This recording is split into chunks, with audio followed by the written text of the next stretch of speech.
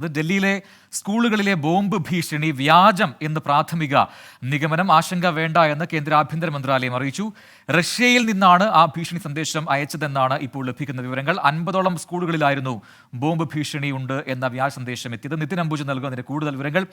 നിതിൻ, അത് വ്യാജ സന്ദേശമാണ് എന്ന് ഉറപ്പിക്കുന്നുണ്ട് ഇപ്പോൾ അധികൃതർ. അപ്പോൾ റഷ്യയിൽ നിന്ന് വന്ന ആ ഇമെയിൽ ഐ ഡി കേന്ദ്രീകരിച്ച് മറ്റേതെങ്കിലും തരത്തിലുള്ള അന്വേഷണവും ഇപ്പോൾ പാരലി നടക്കുന്നുണ്ടോ? പ്രജിൻ, ഇന്നലെയും ഇന്നുമായി ഡൽഹിയിലെ 50ഓളം സ്കൂളുകളിലേക്കാണ് ഇത്തരത്തിൽ വ്യാജ ബോംബ് ഭീഷണി ലഭിച്ചത്. ഈ ഭീഷണി സന്ദേശം ലഭിച്ചതിന് പിന്നാലെ തന്നെ പോലീസ് സ്കൂളുകളിലെത്തി പരിശോധന നടത്തിയിരുന്നു. ഏതാണ്ട് മണിക്കൂറുകൾ നീണ്ട പരിശോധനയിലും സംശയാസ്പദമായ ഒന്നും തന്നെ കണ്ടെത്താൻ കഴിഞ്ഞിട്ടില്ല. കേന്ദ്ര ആഭ്യന്തര മന്ത്രാലയവും ഈ ഡൽഹിയിലെ സുരക്ഷാ നടപടികളെല്ലാം തന്നെ നിരീക്ഷിച്ചു വരികയാണ്. എന്തായാലും ആഭ്യന്തര മന്ത്രാലയം ഇപ്പോൾ വ്യക്തമാക്കിയത് ഇതൊരു വ്യാജ സന്ദേശം എന്ന നിലയിൽ തന്നെയാണ് ഇപ്പോൾ കാര്യങ്ങൾ മുന്നോട്ട് പോകുന്നത്. പല സ്കൂളുകളിലും പരിശോധന പൂർത്തീകരിച്ചിട്ടുണ്ട്. പോലീസ് ഒന്നും തന്നെ കണ്ടെത്താൻ കഴിഞ്ഞിട്ടില്ല. ലഫ്റ്റനന്റ് ഗവർണർ അടക്കം സ്കൂളുകൾ സന്ദർശിച്ചു.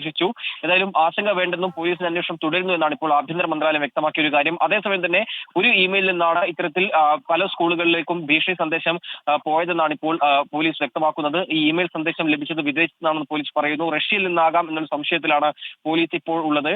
അന്വേഷണം തുടരുന്നുണ്ട്. എന്തായാലും വൈകാതെ തന്നെ ഇതെന്താണ് ഈ ഒരു ഭീഷണി സന്ദേശം എവിടെ നിന്നാണ് തുടങ്ങിയ കാര്യങ്ങളൊക്കെ തന്നെ പോലീസ് വൈകാതെ വ്യക്തമാക്കും. എന്തായാലും ഇപ്പോഴത്തെ സാഹചര്യം സംബന്ധിച്ച റിപ്പോർട്ട് കേന്ദ്ര ആഭ്യന്തര മന്ത്രാലയത്തിൽ സമർപ്പിച്ചിട്ടുണ്ട്.